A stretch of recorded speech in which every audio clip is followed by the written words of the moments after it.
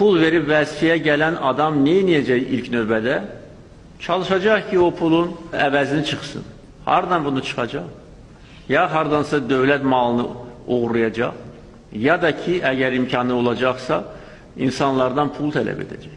Biz bunu dəfələrlə görmüşük.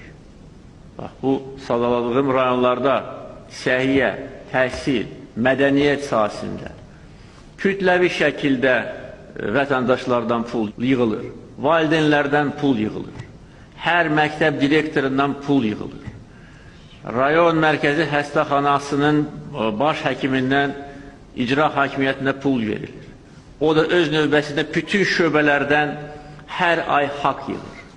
Bütün bələdiyyələr icra hakimiyyətinə aylıq pul verir. Biz bu hallara qarşı amansız mübarizə aparacaq və haqq da bizim tərəfimizdədir.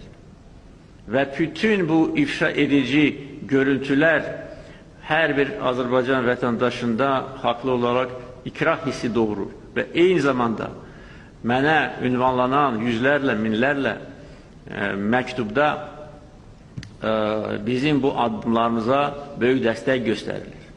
Ona görə prokurorluq orqanları bu işdə ön sıralarda olmalıdır və qanunun aliliyini təmin etməlidir.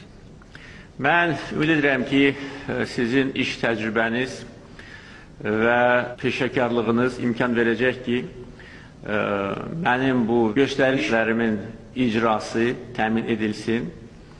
Prokurorluq orqanlarının işçiləri bundan sonra da vətənə ləyaqətlə xidmət etsinlər və bütün hüquq mühafizə orqanları elə çalışsın ki, həm vətəndaşlar, ictimaiyyət onların işindən razı olsun, eyni zamanda dövlətin maraqları təmin edilsin, eyni zamanda qanunun aliliyi təmin edilsin.